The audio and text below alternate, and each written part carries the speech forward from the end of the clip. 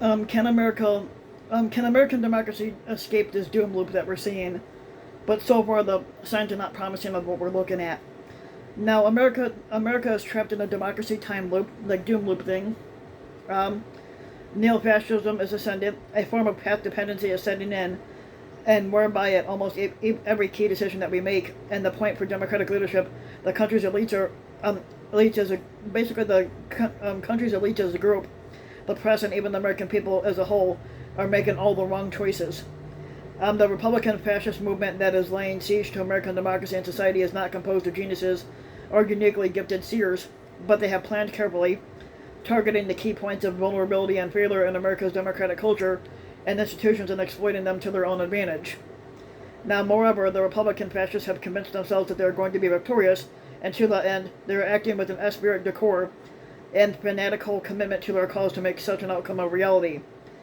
And for the Republican fascists and their movement, January 6th and Donald Trump's coup attempt, to them, that coup attempt was a powerful symbolic victory, one that represents what is possible because of how close they actually came to overthrowing our democracy.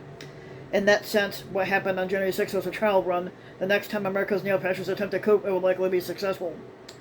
And instead of Klan rallying to defend democracy, too many Americans in the Democratic Party in general appear to have already surrendered, giving into what they called learned helplessness before the battle was ever fully joined.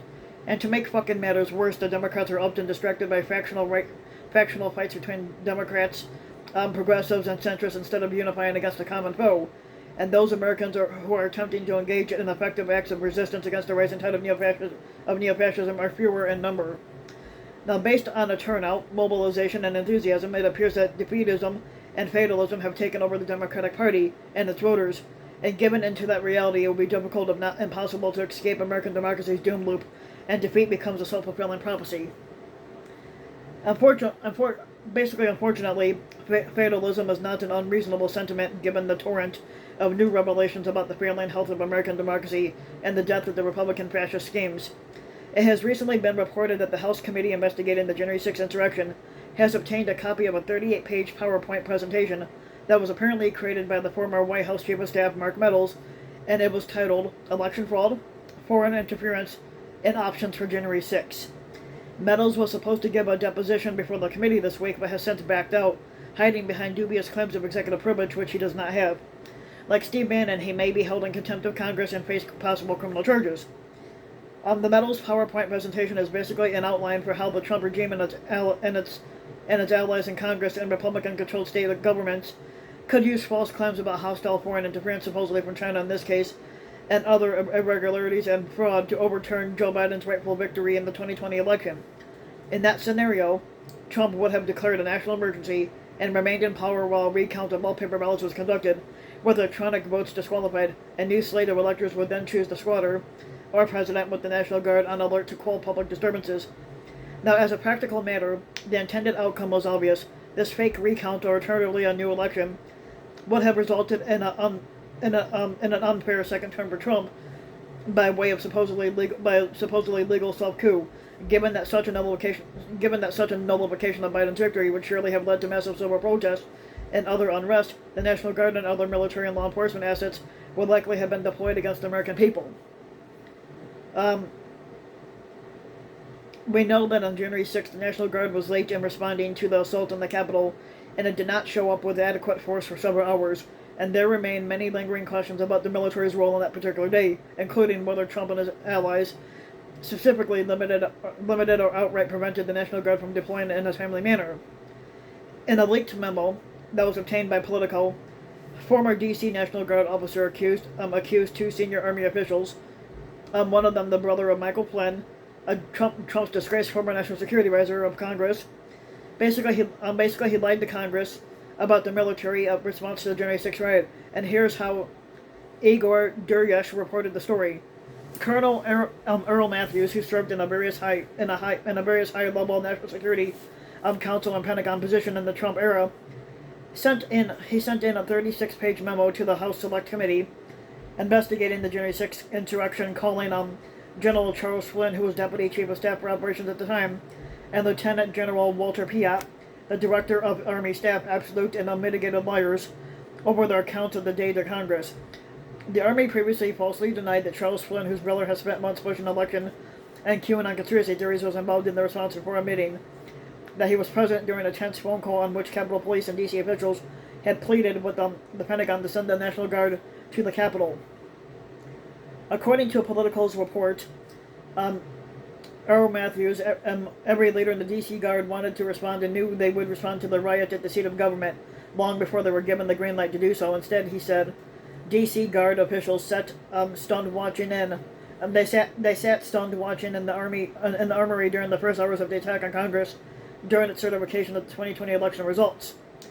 Matthews also described a confidential report circulating within the Army after the fact as an attempt to create an alternate history, which would be the Army's official recollection of events. And that report, he wrote, was a revisionist tract worthy of the best Stalinists or North Korea propagandists. At Esquire, Charles Pierce offers further context, including the fact that Trump appointed Chris Miller as acting defense secretary on November 9, 2020, just 2 days after it was confirmed that Trump had lost the election. Miller was in direct contact with the D.C. National Guard on January 5th and 6th, and the Guard was not deployed for hours on the 6th. And Pierce writes, as a mob battered down the doors of the National Legislature in an attempt to stop or delay Congress from confirming that Miller's boss would soon leave office. Because all the while that Trump was purging the senior levels of the security services, he was yelling that the election had been stolen from him, which it wasn't, and that the result was illegitimate, which it was not. He drew his sycophants to Washington to disrupt the certification of that particular election result, and the security services were slow to respond to that attack. And here's a fucking line in the USA Report today on Washington, a report on Trump's Pentagon purge. It was published on November 10th of 2020. White House officials said that Trump wanted his own team at the Pentagon should he prevail with his legal challenges to the balloting. So Trump connected his purge with his attempts to overturn the election, and he was saying this to the aides at the White House, and they told USA Today, who are these staffers? They seem like people the January 6th committee ought to speak with under oath. Some former military officers and other national security leaders continue to sound the alarm about America's worsening democracy crisis and what they see as the real possibility of a sustained right-wing insurgency. In a recent essay at the Cipher Brief, former CIA Director Michael Hayden, who was also a retired Air Force general, issued a warning based on his experiences that he saw in the former Yugoslavia back in the 1990s. And what struck him most, though, was when he walked through the city, and it was not how much the Sarajevans were different from the rest of us, but how much they weren't. This obviously had been a cultured, tolerant, even vibrant city, the veneer of a civilization. I sadly concluded then that it was quite thin. Now we look 30 years later, and we worry about the United States and not Sarajevo. The historian Woodward said this recently. I knew the country was brittle, and if we kept going down the road we were on, that there would be trouble ahead, but it's at the speed at which it's already happened. 10 years after the Civil War, Ulysses S. Grant said that if there was a problem, he would predict that dividing the line would not be Mason and Dixon's, but between patriotism and intelligence on one side and superstition, ambition, and ignorance on the other. The Charlottesville police and protester clashes on Capitol Hill insurrection, Lafayette Park, Black Lives Matter, the election, and now we have the big lie. I am worried about our country as I was about Bosnia 30 years ago, but we have a fundamental issue, and can we fucking solve it or not? In recent weeks, we have seen paramilitary groups, apparently inspired by January 6th, the murderer Colin Rittenhouse's verdict, and other acts of tacit or open encouragement to the right-wing violence that we see every day, appearing in major cities such as Washington and New York. And this reflects a nationwide pattern of intimidation in which fascist forces demonstrate their ability to take over public space and operate largely unopposed.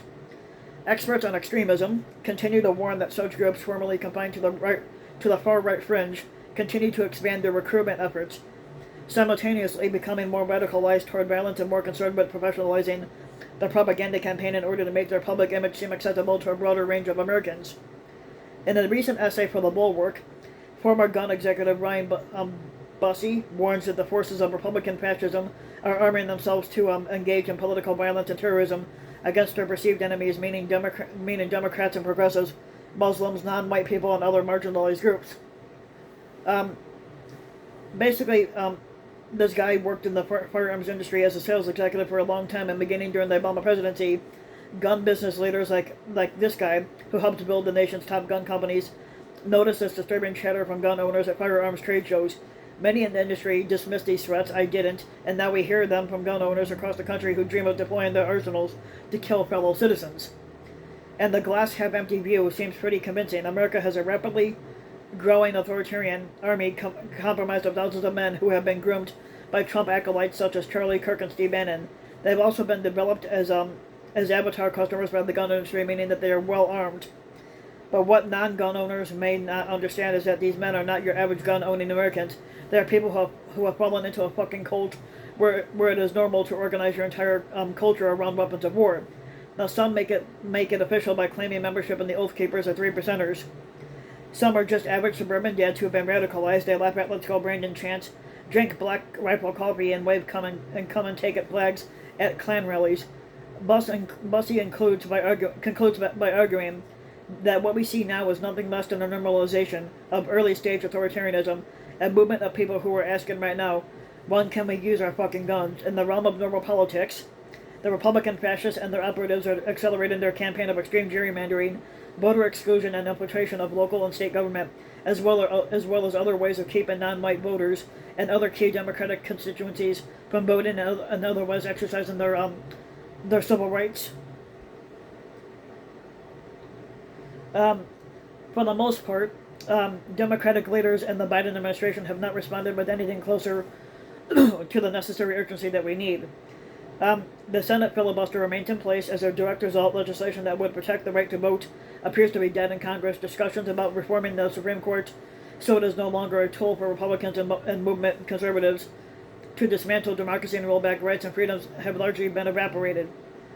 Now, the January 6th committee is at least proceeding slowly onward with the apparent leaders of the Trump coup plot doing whatever they can do, and basically to delay it, mislead, and obfuscate. Most former Trump officials have made clear that they will not testify, apparently on the orders of their cult leader. Public hearings are supposed to begin next year, after the House and Senate adjourn for the holidays as usual, and once again acting as if everything in America is normal, at least a full year after the events of January 6th are close enough to it. The public is already losing interest in discovering the truth about what led up to that day and what really happened behind it. For too many Americans, public hearings on January 6th would be a meaningless distraction, mere political noise. The mainstream media will likely respond in a similar fashion. And throughout the first year of the Biden presidency, the media has created false equivalencies between him and the former squatter Donald Trump, as if arguing that a president who has made some policy missteps has messaging problems is not better or worse than a fascist sociopath who attempted a coup, engaged in acts of democide against the American people, and is still actively working to undermine democracy and the rule of law. Increasingly disheartened and depressed American people are also falling into their civic responsibilities. They are not demanding forceful action from the Biden administration and the Democratic majority in Congress, but the American people are also not engaging in corporal politics, such as direct action, boycott, or general strike, nor are they acting to reclaim civil society and public space from the right-wing forces. In a widely read news article for Atlantic, George Packer offers two scenarios for how this plays out. And first, he imagines a disputed 2024 election leading to a tangled proceeding in courtrooms and legislators. The Republican Party's long campaign of undermining faith in election leaves voters on both sides deeply skeptical of any outcome that they might not like. When the next president is finally chosen by the Supreme Court or Congress, half the country will explode in rage, and protests will soon turn violent, and the crowds are met with lethal force by the state. And while instigators firebomb government buildings, neighbors organize self-defense groups, and the law enforcement officers take sides or they go home. Predominantly red or blue counties turn on political minorities. A family with the Biden-Harris sign has to abandon home on a rural road and flee to the next nearest town. A blue militia sacks Trump National Golf Club Bedminster. A red militia storms Oberlin College, and the new president takes up power in a state of siege. And Packer's second scenario involves a national descent into widespread cynicism. Following the election crisis, protests burn out. America lapses into a quiescence, believing that all leaders lie, all voting is rigged, all media people are brought off, corruption is normal and okay, and any appeal to higher values such as freedom and equality is either fraudulent or naive. The loss of democracy turns out not to matter all that much, but the hallowed core of civic life brings a kind of relief. Citizens indulge themselves in self-care in the metaverse, where politics turn into a private game, and algorithms drive Americans into ever more extreme views that have little relation to reality or relevance to that particular power. But there's enough wealth to keep all the population content, but America's transformation into Russia is complete.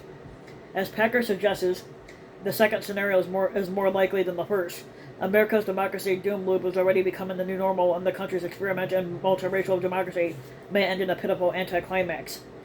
Americans are likely to imagine themselves as the heroes of action movies, but most will quickly acclimate to the country's new fascist plutocratic regime, if or when it comes to pass. Many Americans, of course, though not a majority, will embrace such a new country as the fulfillment of their dreams and restoration of the real America that they so much longed for.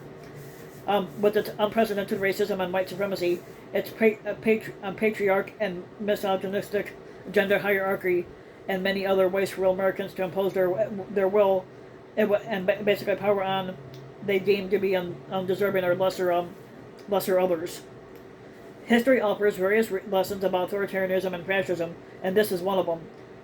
Those Americans who welcome this new order, most of them in the white middle class or above, perhaps self-defined as fake Christians, fake patriots, and so on, and who believe that they're immune from harm or other negative consequences will soon, rather than later, learn a very painful fucking lesson. If and when the Republican fascists successfully consolidate their fucking power, no one will be fucking safe.